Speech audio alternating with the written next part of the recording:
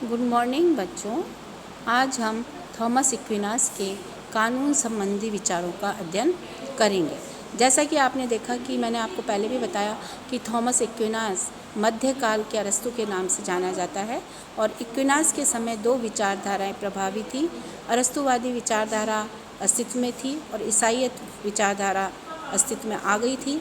इन दोनों के बीच बहुत संघर्ष की स्थिति थी। उस समय एक्विनास ने बहुत ही संतुलित ढंग से राज्य और चर्च दोनों में संबंध स्थापित करते हुए अपने विचारों का प्रतिपादन किया।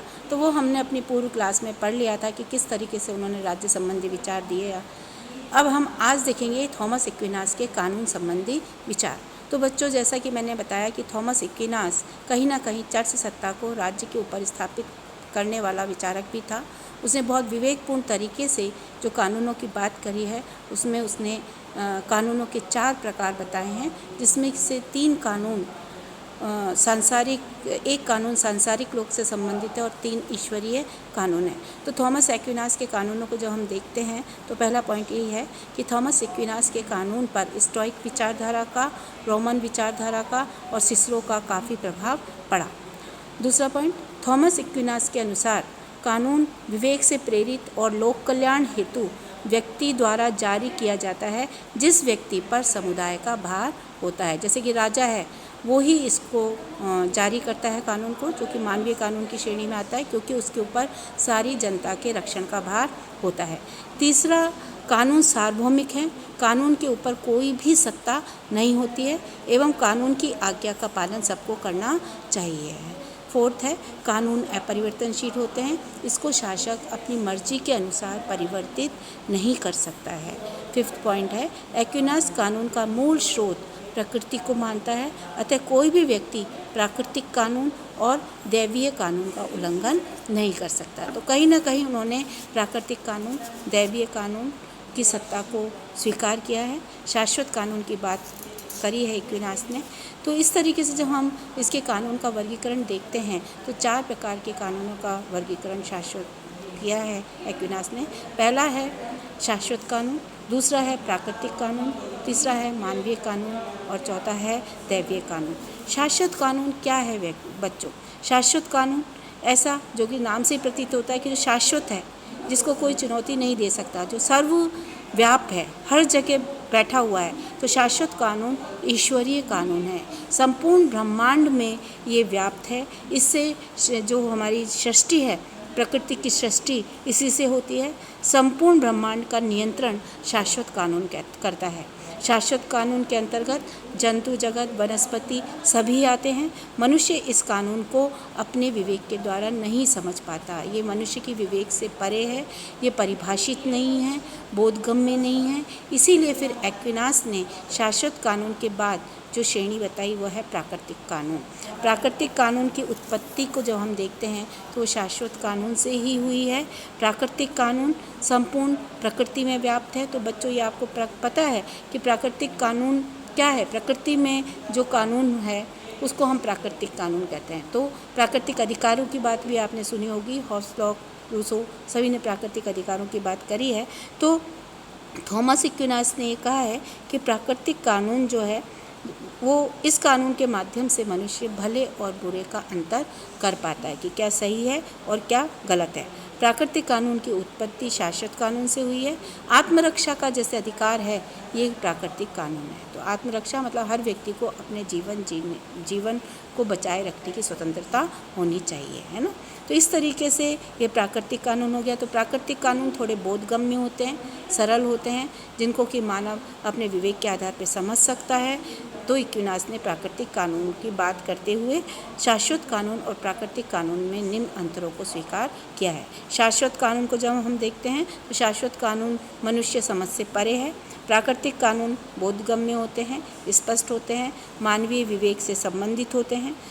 शाश्वत कानून संपूर्ण सृष्टि में व्याप्त होता है।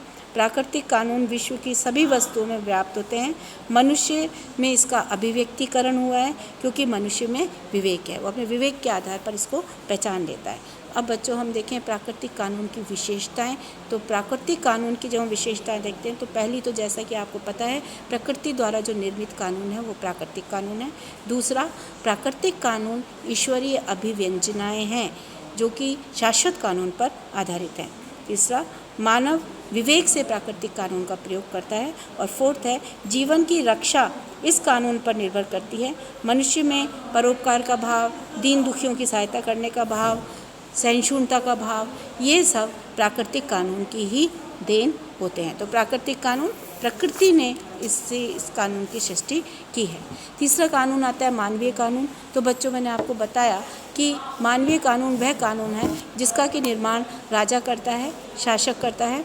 तो मानवीय कानून मनुष्य द्वारा समाज में शांतिपूर्ण जीवन जीने के लिए अपनाई गई व्यवस्था है जिसके भय से समस्त समाज, समस्त व्यक्ति इसका पालन करते हैं। तो राजा ने जो नियम कायदे बनाए हैं उनका पालन करना व्यक्तियों का धर्म है, क्योंकि जो मानवीय कानून है वो लिखित होता है, शासक के द्वारा निर्मित होता है, जनता के कल्याण पर आधारित होता है और जनता को इसका पालन करना पड़ता है। तो इस तरीके से मानवीय कानून की विशेषताओं को देखें तो हम पहली है मानवीय कानून विवेक पर आधारित है क्योंकि शासक अपने विवेक के आधार पर मानवीय कानून का निर्माण करता है।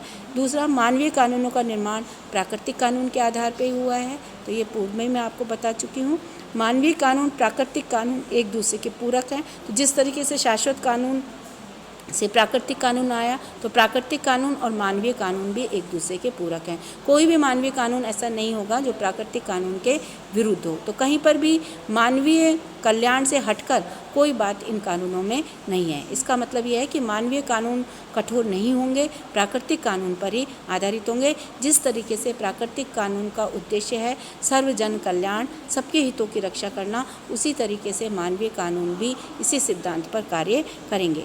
मानवीय कानून के पीछे दंडात्मक शक्ति है। तो बच्चों, जैसे प्राकृतिक कानून के पीछे दंडात्मक शक्ति नहीं थी, किंतु मानवीय कानून में यदि कोई व्यक्ति राजा या शासक के द्वारा बनाए गए कानूनों का पालन नहीं करेगा तो वो दंड का पात्र होगा। तो दंडात्मक शक्ति है। मानवीय कानून सामान्य हित की पूर्ति पर आधारित हैं। तो सामान्य जनता के कल्याण की बात करते हैं। मानवीय कानून लौकिक क्षेत्र तक सीमित है। तो बच्चों, मैंने आपको बताया कि एक्विनास हमेशा से दो चीज़ लेकर चला है, एक तो चर्च सत्ता और एक राज सत्ता। एक तो उसका आध्यात्मिक जीवन है, एक सांसारिक जीवन है। तो एक तो परलोक की बात और एक इहलोक की बात है। तो जो उसके तीन कानून हैं, शाश्वत कानून, प्राकृतिक कानून, दैवीय कानून, ये तो परलोक की बात करते हैं, जबकि मानवीय कानून जो है वो इस लोक की बात करता है, सांसारिक लोक की बात करता है, लौकिक जगत की बात करता है। तो मानवीय कानून सार्वजनिक सहमति पर आधारित होते हैं और मानवीय कानून का पालन सशर्त होता है ना। तो ये तो मानवीय कानून की बात हो गई। अब हम इसके बाद यदि देखें तो आता है दैवीय कानून। तो बच्चों, दैवीय कानून, बाइबल का नाम आपने सुना होगा, तो ये ईसाइयों का पवित्र ग्रंथ है। दैवीय कानून बाइबल के पुराने और नए ग्रंथ में धर्म नियमों में प्रतिपादित की गई देववाणियाँ हैं। जैसे गीता क्या है, हमारे दैवीय कानून है, क्योंकि वो देववाणी है। श्री कृष्ण ने अर्जुन को क्या दिया, उपदेश दिया था, उसको संग्रहित कर लिया है ना। तो वो लिखा नहीं है, जो देववाणी हुई उसको ही उन्होंने लिख दिया। तो इस तरीके से ईश्वरीय व्यवस्थाएं होती हैं दैवीय कानून। जब कोई मनुष्य विवेक शून्य हो जाता है तो ये दैवीय विधियां मनुष्य में उत्पन्न कमियों को दूर करती हैं, उसके विवेक को जागृत करती हैं। इन विधियों का पालन भी अन्य विधियों की भांति आवश्यक हो जाता है। इन विधियों के पालन से ही शक्ति प्राप्त होती है। इस प्रकार दैवीय कानून मानव जीवन में आध्यात्मिक पक्ष को नियंत्रित करता है। हैकर ने इसको परिभाषित किया है, दैवीय कानून नागरिकों और प्रशासकों को उन क्षेत्रों में प्रेरित करने का ईश्वरीय तरीका है जहां मानवीय कानून की पहुंच नहीं हो सकती। हम देखें दैवीय कानून और प्राकृतिक कानून में क्या अंतर है। दैवीय कानून सबके लिए नहीं होते, जो धर्म मानते हैं, जो उसके अनुयायी होते हैं, वही इसकी यथार्थता को जान पाते हैं। प्राकृतिक कानून विशेष मनुष्यों के लिए न होकर सबके लिए होते हैं, पूरी प्रकृति में विद्यमान होते हैं। दैवीय कानून, शाश्वत कानून आध्यात्मिक कानून है, जबकि प्राकृतिक कानून और मानवीय कानून जो हैं वो भौतिकता से संबंधित हैं, इस जगत से संबंधित हैं, जबकि शाश्वत कानून और प्राकृतिक कानून जो हैं वो परलोक से या आध्यात्मिक जगत से संबंधित है। तो इस तरीके से बच्चों ये एक्विनास के कानून संबंधी विचार हैं। अगली कक्षा में हम उसकी धर्म सत्ता और राज सत्ता का अध्ययन करें। धन्यवाद।